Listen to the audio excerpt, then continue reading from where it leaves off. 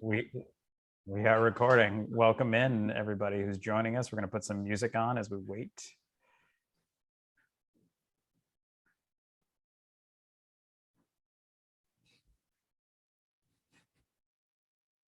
There we go.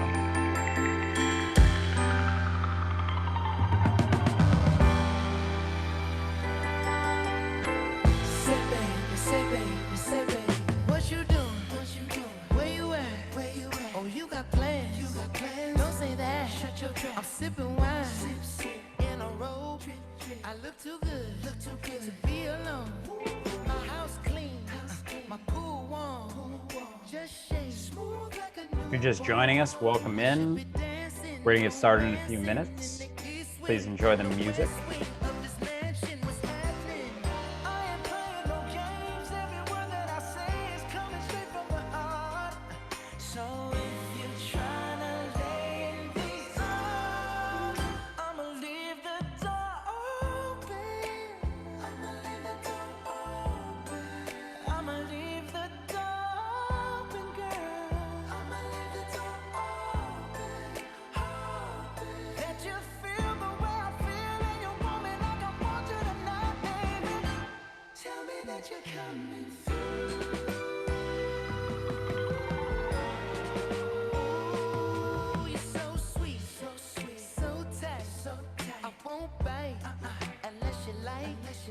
If you smoke, what you smoke? I got the haze.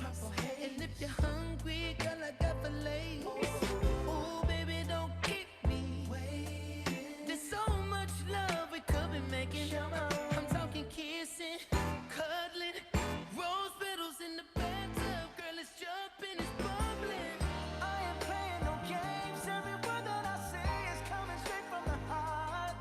So if you're trying to lay in these arms, I'ma leave the door open. Music was all Verda, so you can thank her for this choice. I'ma leave the door open, girl.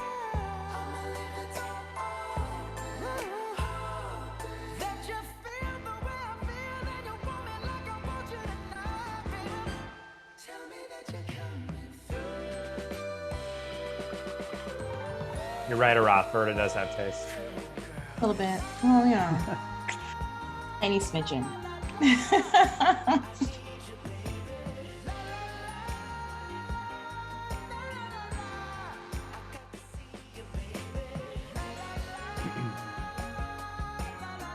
All right, we're going to get started. Fade out the music.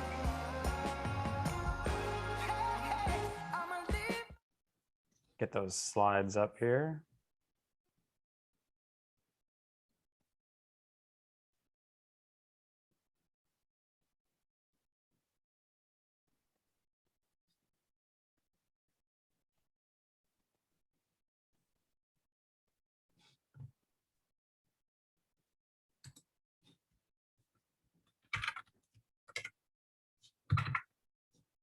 All right. Can you see those slides, Verda? Yeah. Hi, everybody.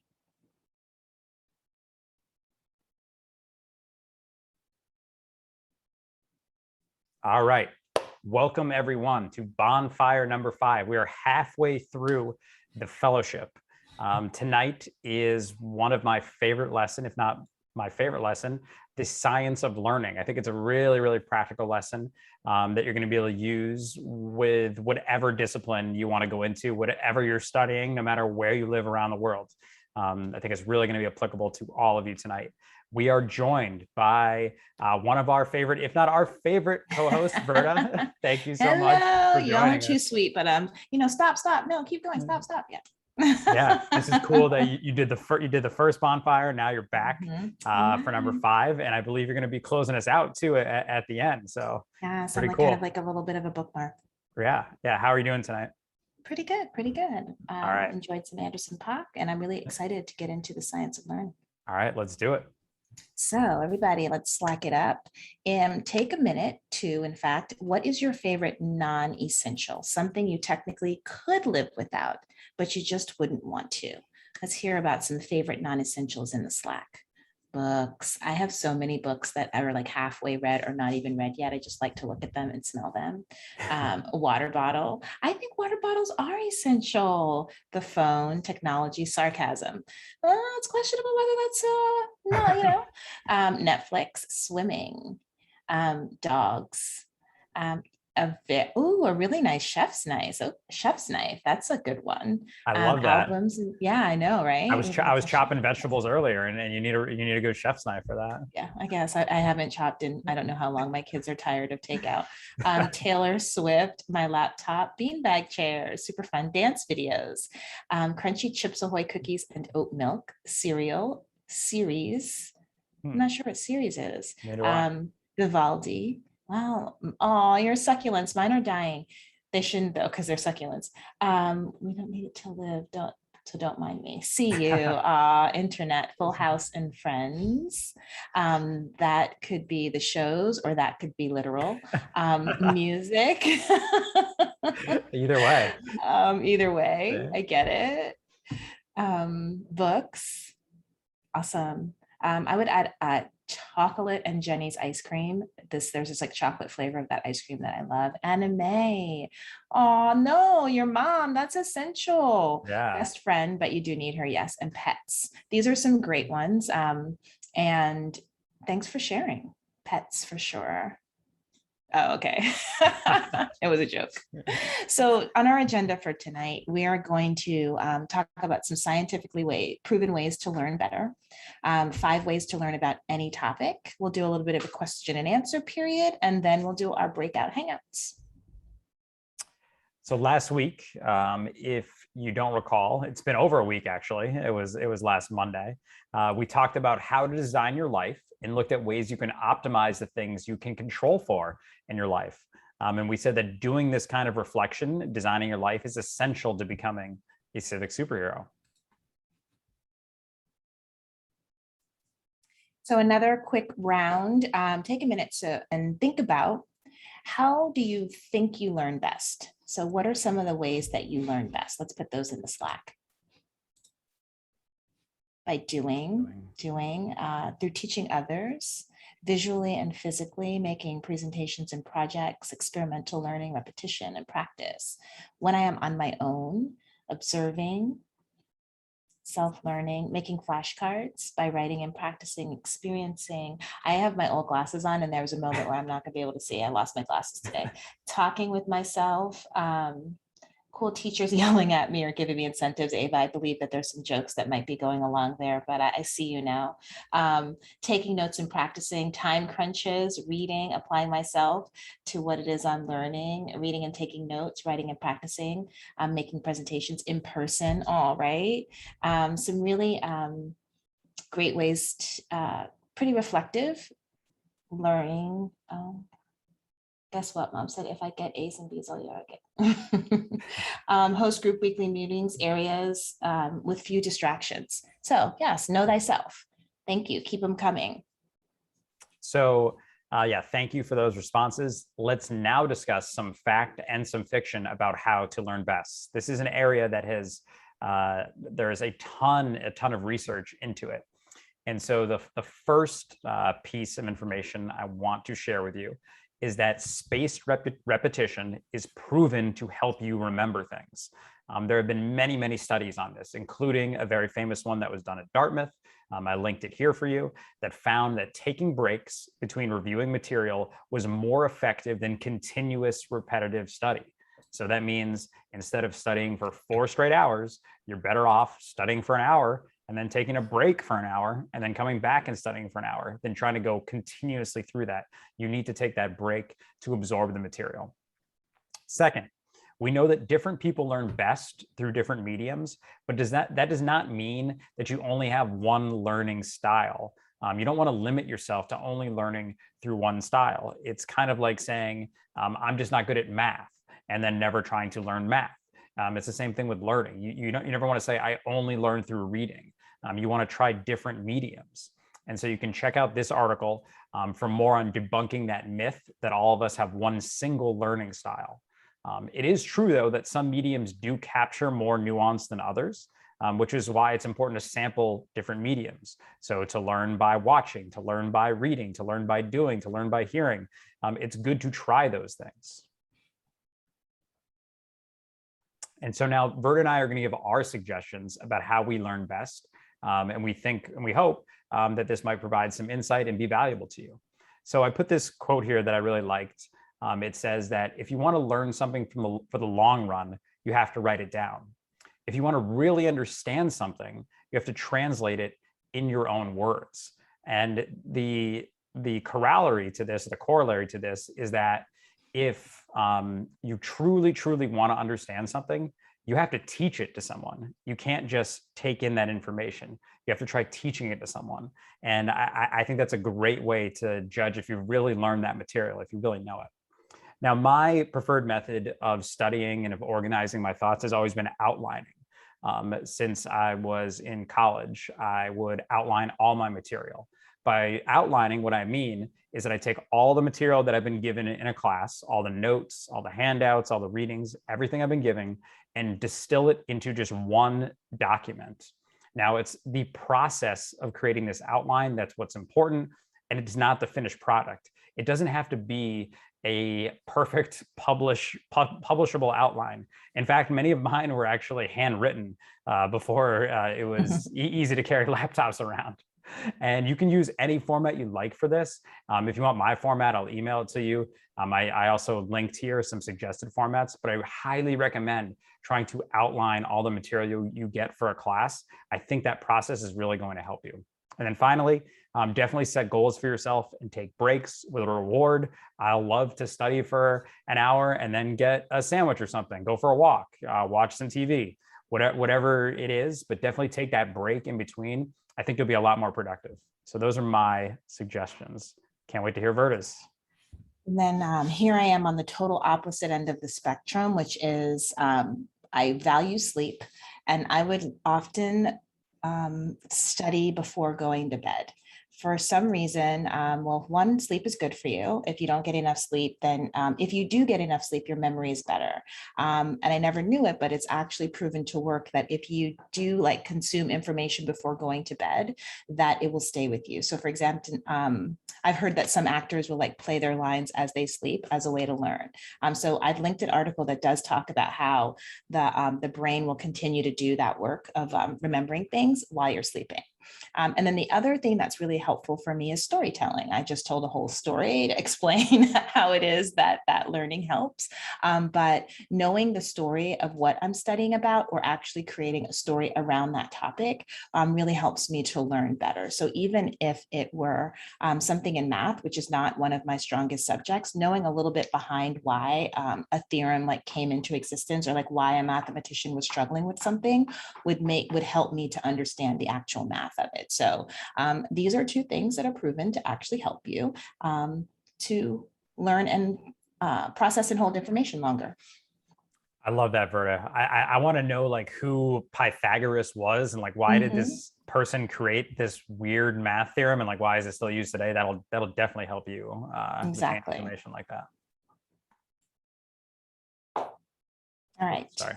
Oh, so take a few minutes to think about where do you typically learn from? So where is it that you go to learn? Where do you learn from? Everywhere. Let's narrow it down. YouTube. YouTube, good one. We're going to talk about that. The internets, the World Wide Web, the information highway, school, your mom, school, teachers, from books and from the internet. Even when I'm dancing, I'm thinking YouTube.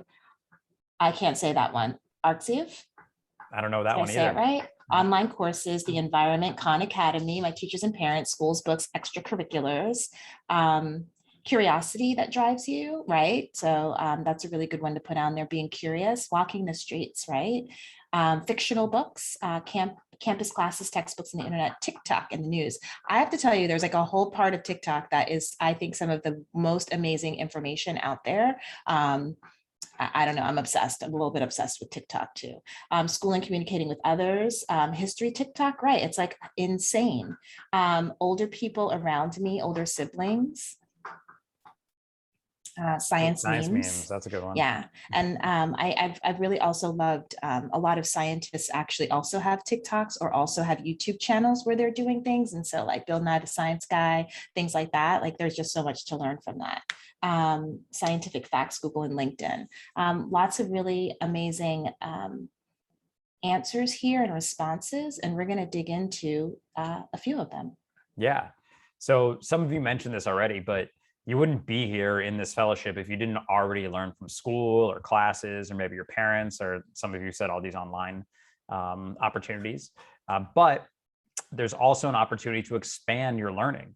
You don't have to just learn what's been decided for you by other people. They've essentially, school boards, state legislatures, they've decided what curriculum you're going to learn. And you don't have much say in that when you're in high school. And so we want to give you an opportunity to take control of your own learning.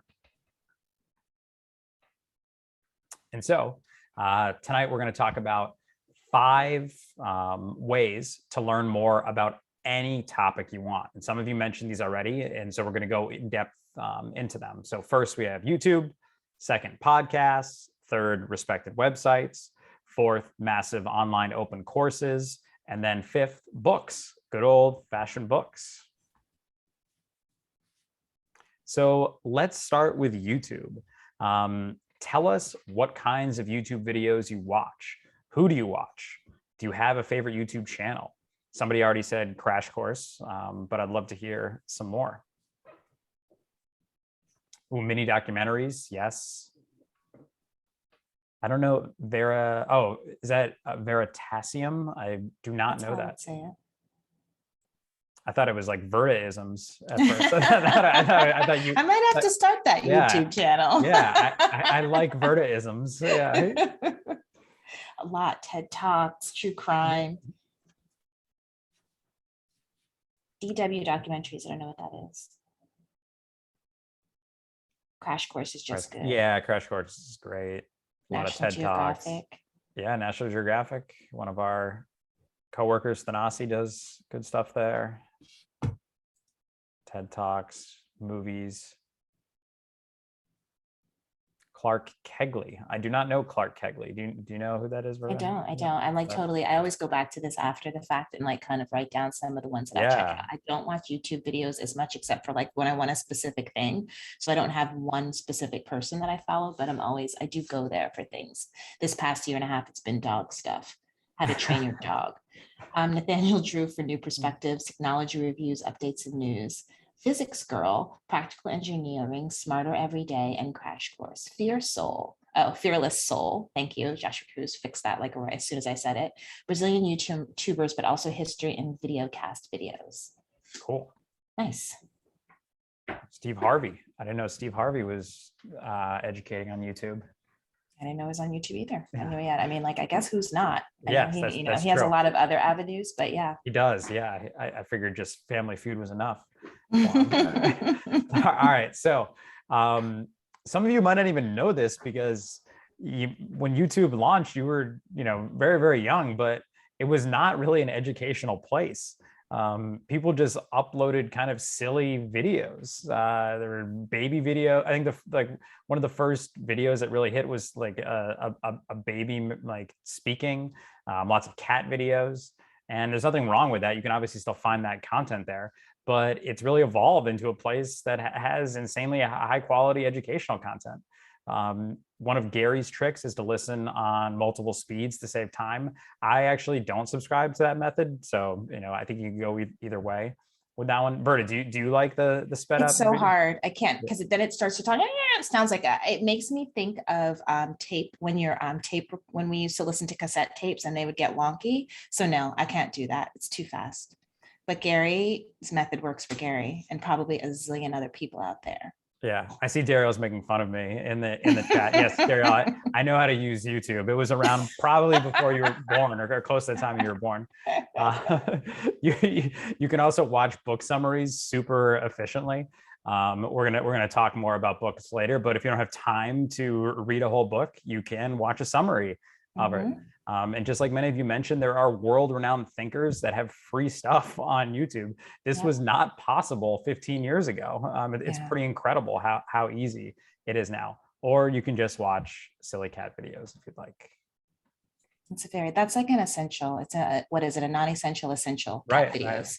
All right. So what are some of your favorite books, past, present, or future? Because maybe we've got some people writing some books in there. Favorite books. Let's look it up. Time Writers, Mahashweta. I don't know if I said it right. Not Without My Daughter, A Brief History of Time, The Divine Comedy, The Art of the Deal.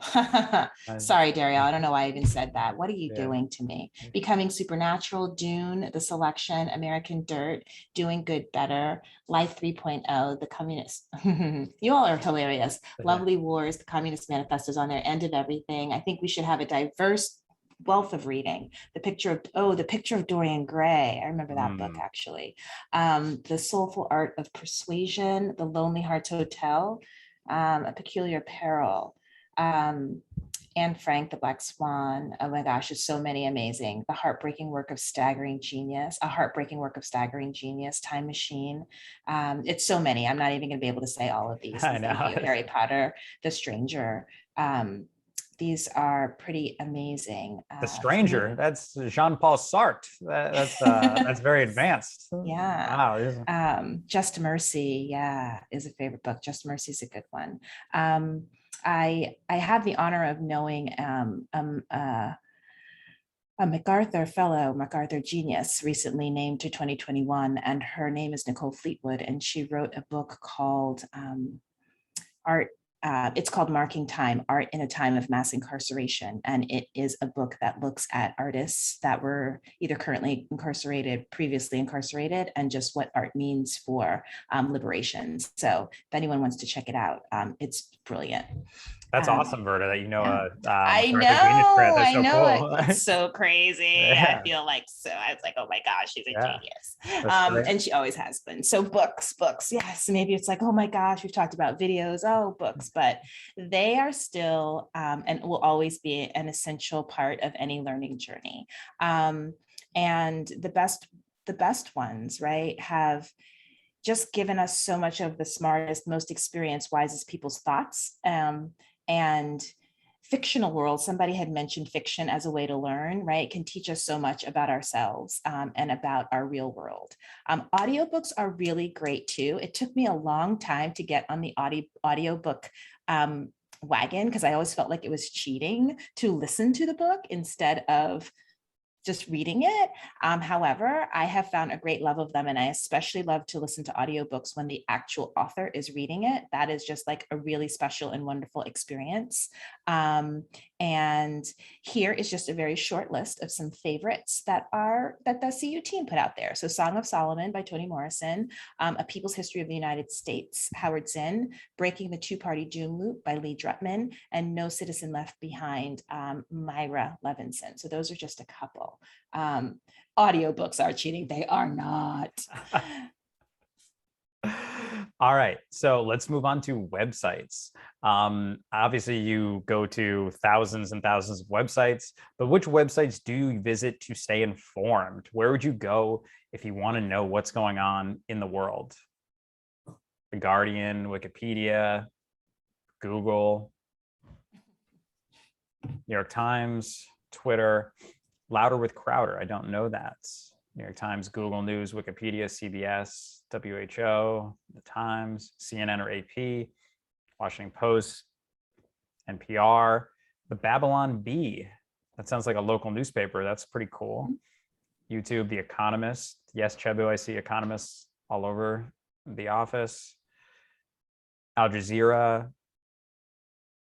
Times, Washington Post, NPR, BBC, CNN, the Donut, my friend group on WhatsApp. Okay. Twitter for on moment info. Yeah. No, I use Twitter for that same purpose, to react to news before anyone can even write about it in the moment. BBC, C-SPAN. Riley, that's a great one for just straight news. If you want to know what's going on, C-SPAN is great. NPR and the Times. Basically, I check every website, whatever shows up on my phone, and get more clarity. Okay. Darielle, like reading his local paper. That's great. Local journalism is important. Yes, I do. I do love C-SPAN. Big shout out to C-SPAN. It's the most unfiltered news possible. It's literally just showing you what happened. There's no commentary. Yeah. No commentary. Yeah. Okay. So here are some respected websites. The first caveat is obviously there's tons and tons of terrible content out there. The internet has kind of become a wasteland of terrible misinformation, but there are still some trusted sources you can go to. Wikipedia. This one has really changed. I think, Verda, I don't know if you remember this, but when Wikipedia first started, people were really skeptical of it. It was like, oh, you can't go to Wikipedia. You need to go to a real encyclopedia to learn about this stuff. But that's not the case. Yeah. Wikipedia is a great place to start learning about something that you know nothing about. I love it for that. Second, Vox. If you're looking for like a bare bones explainer of a major issue that's impacting the country, Vox is a great place to go. Ballotpedia. This is if you want to know who is running for office. You want to know what legislation is about to be passed or is up for debate. Ballotpedia is really, really good at that. And then finally, Oye. This is one of my favorites. This tells you about every past Supreme Court case and every current Supreme Court case that's coming up. It gives you a breakdown of each side's arguments, lets you know who's on which side, and then it'll also link the oral argument after the case and the opinion. So I love Oye. Caveat again, remember when reading the news, it's important to read everything with a filter. Always take into account the source and their bias. Again, that's why I love C-SPAN. No commentary, so there's no bias. You're literally seeing what's happening. And then final reminder is the best way to combat that bias is to sample from many different sources to ensure a balanced diet. So you don't want to just read one newspaper. You don't want to just watch one news program. You want to sample from just different sources.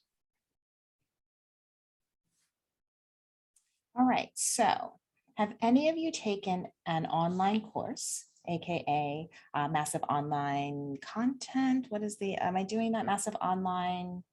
Wait, what is MOO? MOOC, I'll tell you in a minute. If not, massive online open course. I forgot the massive online open course.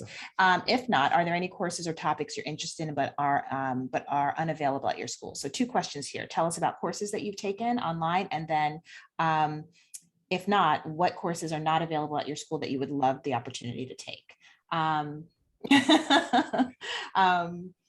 Let's see, Coursera and edX. Economics is one that someone would want. To go to online school, and I've taken a bunch of math courses that to get ahead at school.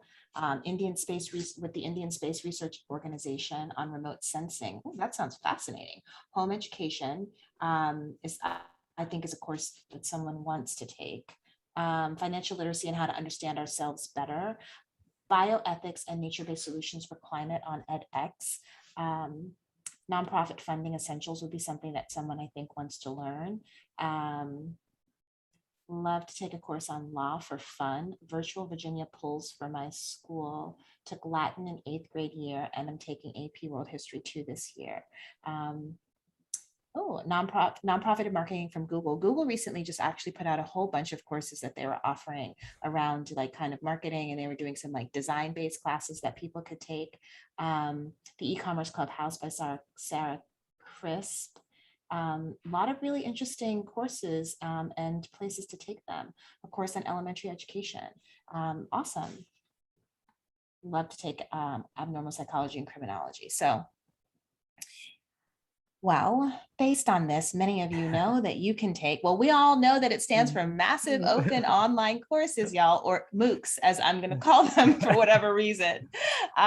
So you all obviously do know this, some of you already, but you can take college courses for free from some of the best professors in the world, and from some of the best, universities in the world. I know that Harvard offers something where you can like take a whole set of courses that are just there for you to take. You can also learn about obscure topics that probably aren't offered at your school. So some of the things that you mentioned there, people mentioned topics that may not be offered, but also topics to help you maybe get ahead in coursework, right? So take it before, because sometimes sadly, schools don't meet you where you are, right? And sometimes you might want to just take something else so you can get ahead. And some massive open online courses to check out. edX came up in here, Class Central, Khan Academy actually came up previously when someone mentioned something a while from one of the previous questions, and Acumen are others that offer free courses. And then you can also, I think from all of the places that you go for podcast, well, we're going to talk about those, but like podcasts, but some of the websites, they can also lead you to some other places where people will offer courses that are free, y'all. Incredible. $0.99. Incredible. Yeah. Speaking of free, I think like 99% of podcasts are free because they rely on advertising. So what podcasts do you listen to? This is going to be the last topic that we cover. None. I haven't ever. Dare to Lead, The Daily. That's a good one. None's. It's okay. You don't have to apologize if you've never listened to a podcast. I hadn't listened to one for, it took me a long time to get into podcasts, just like it took me a long time to listen to a book on tape. Yeah. This American Life, Economics, small doses. Astronomy Cast, the Zoe and Thanasi show. Yeah, you're gonna have to plug that, Thanasi.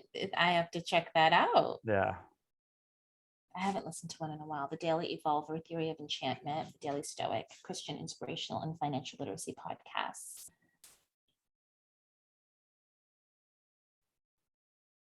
Volts about decarbonization. Cool. I'd like to check that out. Do you have a favorite, Nick Dallas?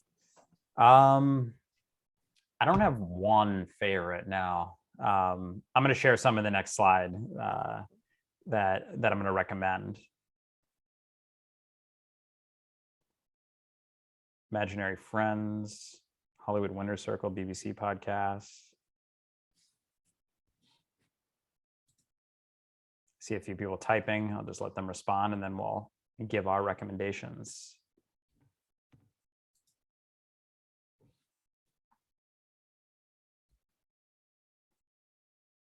Duolingo French podcast. Cool. Okay. So the cool thing about podcasts, if you've never listened to them and are skeptical, is that they allow you to become exposed to the edge of the discussion of every field imaginable. So you're just on the outer edges when you listen to this podcast, and then you can dig deeper into whichever field that you like. If you can think of a topic area, I guarantee there is a podcast about it, and someone may have done even hundreds of podcasts on it. It's incredible the amount of content that's out there. Again, Gary's method is to listen at 2, 3, 4x. Who knows what he's up to these days? But if you just want to listen at normal speed, that's totally fine too. So here are some ones to check out. There is Throughline, How History Impacts the Present. So for example, even before COVID, if you wanted to know how the Spanish flu of 1918 was affecting public health, you could listen to that podcast because they did one on that. Revisionist History, Malcolm Gladwell's podcast. You've probably heard about his books, Blink, Outliers, etc. He had a pretty good podcast. Stuff You Should Know. This podcast, again, is about anything you can ever have wanted to know. They've probably done a podcast on it. They're probably up to like 10,000 now on the most random of topics. So you can search that and find out all kinds of crazy stuff. Encyclopedia Womanica. These were like short bites about famous women in history. 99% Invisible. It's an architecture podcast if you want to get into design or architecture stuff. And then Radio Lab has tons of different topics and is a good place to start if you have never listened to a podcast before.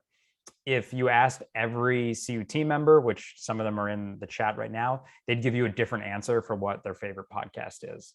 And you can feel free to email me or Slack them if you want to find out more. Okay, so we have 2 final takeaways for you tonight.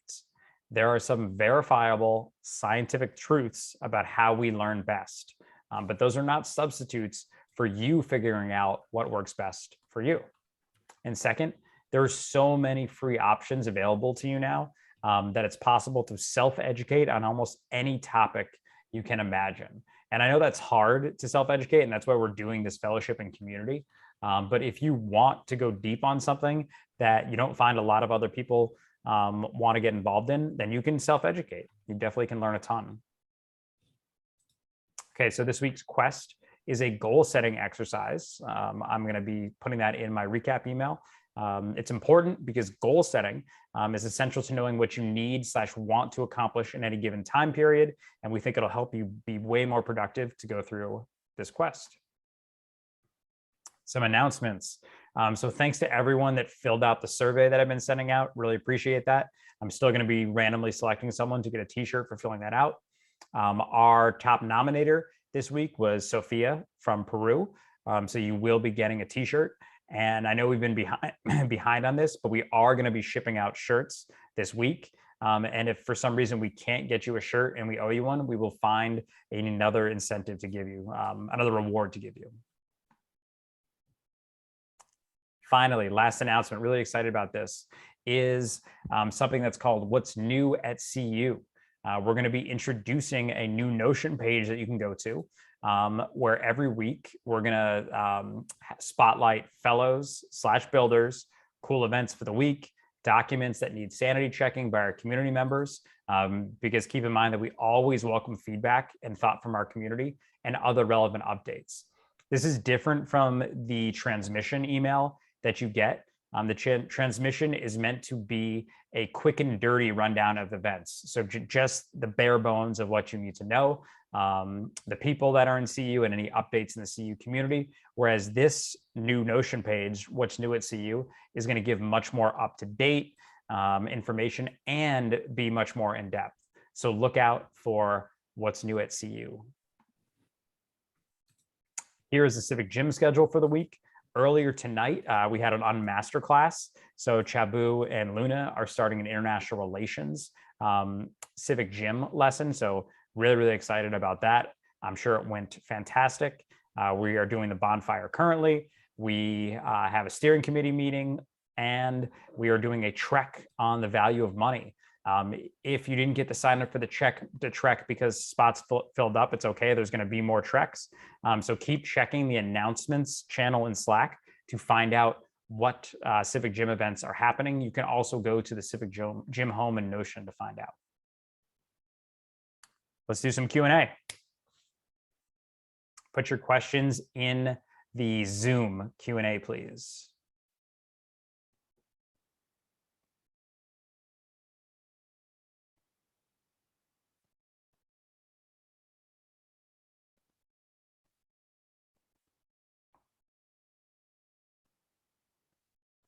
Merch question, Rachel. No, we have not shipped it out yet. They're getting shipped this week.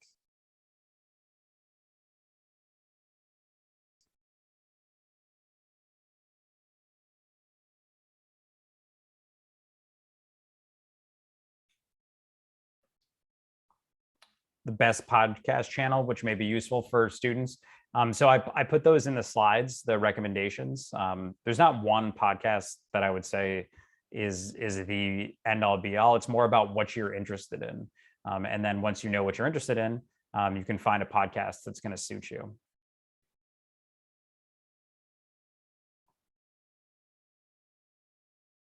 I can't hear you, Verda. Can you hear me? I would agree with that. My mic was on mute. Sorry.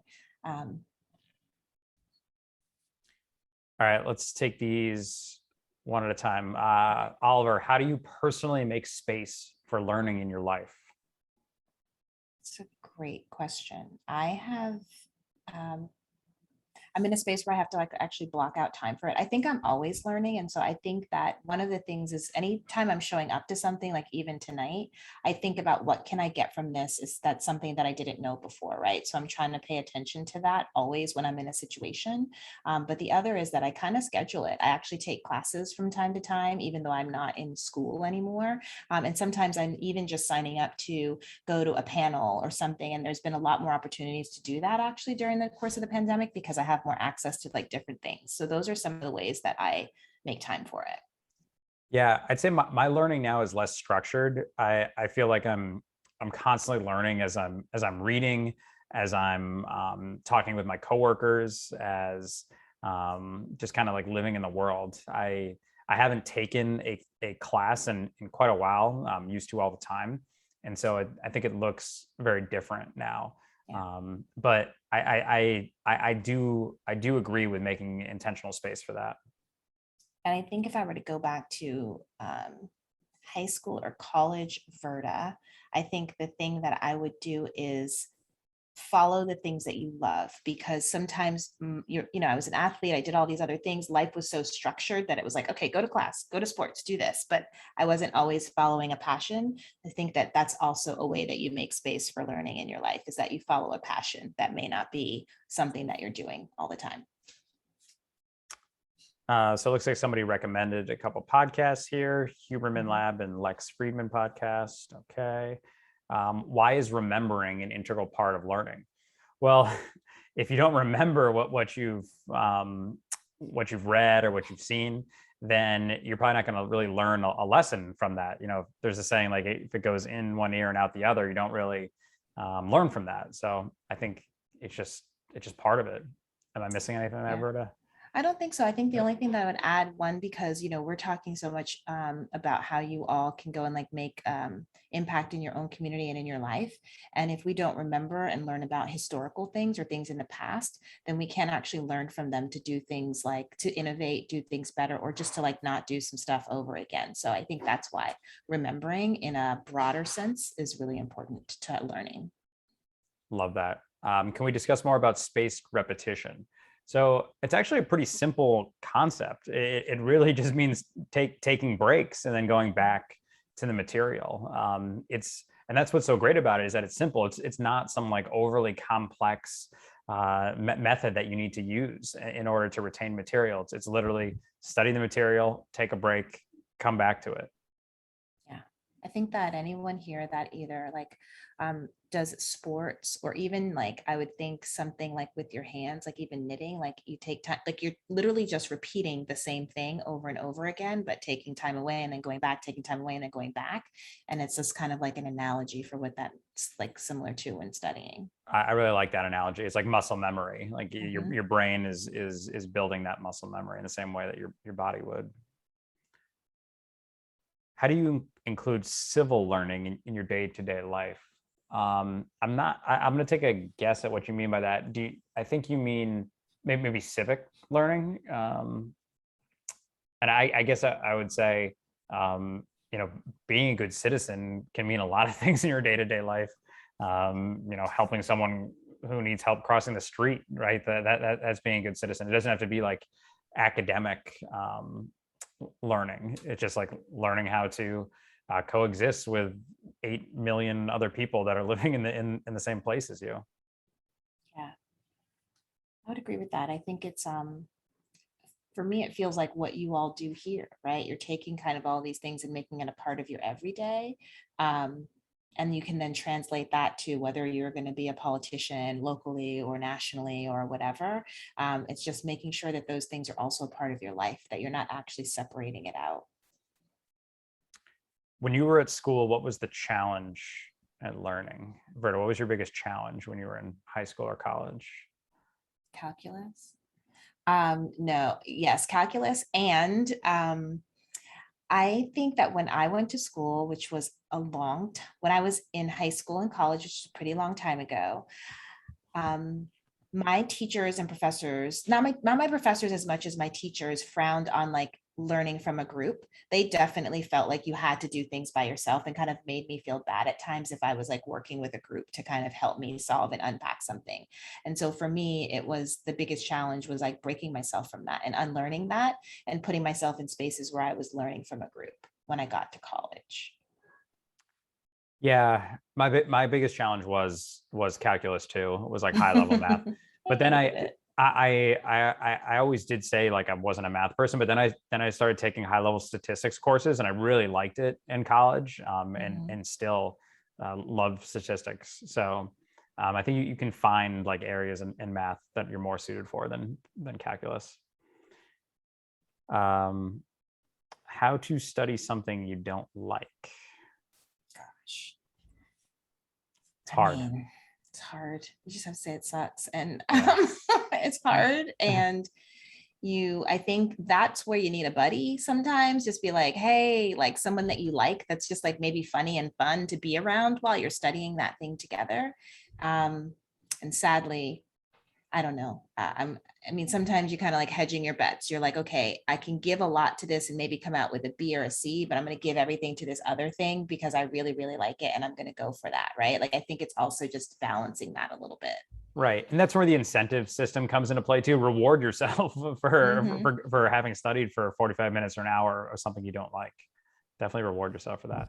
But we can't lie. That sucks. And we all have to do it. That's tough.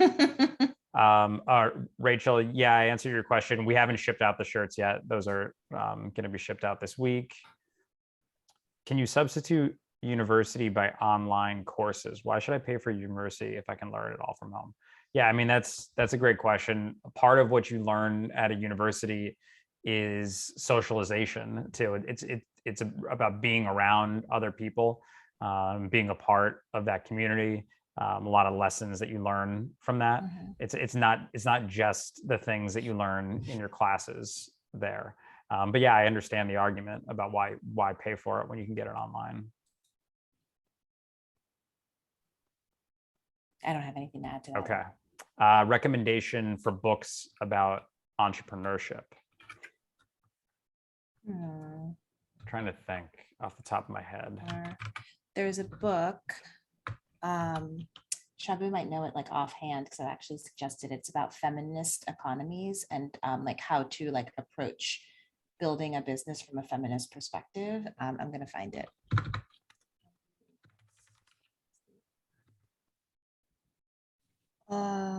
I'm gonna like wait on Shabu to put that in the chat. Sorry, because I can't find it right now. What is it called? But that's one that I think would be awesome for people to check out. Yeah, I'm looking over at my books right here. Actually, you can't see them. I'm seeing if there's anything on entrepreneurship, but I'm not seeing anything that sticks out right now. And there's this really amazing a woman named Arlen Walsh, Arlan, and her story to become like kind of a Black woman in venture capitalism has been really interesting to watch in her journey. And she's also written a book. So those are two that I would put it down. Can we still nominate people for the fellowship? Yes, please keep nominating people. That is going to be open until applications close. So yes, please do. Can see you help us get connected with civically oriented leaders in our area.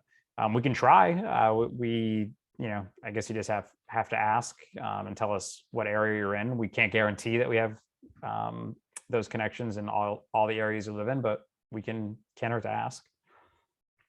How can I try other types of learning or studying? So just use different mediums, right? If you normally watch YouTube videos, try reading the material, or vice versa. If you normally are listening, then do the reading or do the watching. I think you just got to try different mediums. How to cure procrastination? I mean, that's an age-old question. Again, I think the spaced repetition and reward system is the best thing for you. If you're procrastinating on something and you know that in a half hour or so you'll be able to go back to procrastinating, maybe you'll do something for a half hour. Yeah, and I think that I don't think it's about curing it, it's about understanding it. So understanding why you're procrastinating and one, just leaning into the fact that it happens. I think some procrastination comes from not actually resting. So you just like putting it off. Other procrastination can be rooted in that you don't understand it. Other times people procrastinate because they suffer from ADHD. I think you have to get to the root of why you are procrastinating and then figure out strategies to get around it. And I think one of the strategies that Nick named before about like two things, taking breaks and rewarding yourself, are ways to work through procrastination, but you need to get to the root of it. Important point on that last question. We likely do have a way in. So yeah, just ask if you want to be connected to someone. We might have a way in. Can't hurt to ask. Procrastination. Here we go. Question for Verda. What kept you from following passions then? What was your breakthrough? So I think that what kept me mostly was not actually seeing me represented in the world. So just to, let everyone in on the secret, I'm going to turn 50 this year. And so I've been around for quite some time, not 50 this year, actually in February. And so I went to school at a time where who I am was not represented in the world. So I just didn't see that as possible. So I was like, if I wanted to be a model or if I wanted to study art, I just didn't see enough models and examples of it. And so when I went to college, actually was where I started to see like Black women professors, started to read like literature that was written by Black people. And so I started to seek that out.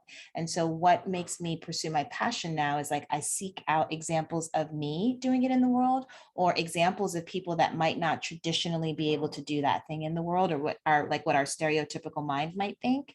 And so that's what has helped me. And so now at this side of my life, I'm doing like all of these things that I just love doing, this included, just like being here with you all and sharing stuff that I've experienced, because I think it's worthy of other people hearing it. So, and then the last thing I will say is you can't do anything alone. So finding other people that were supporters of me, that also pushed me to say, I think you should try this.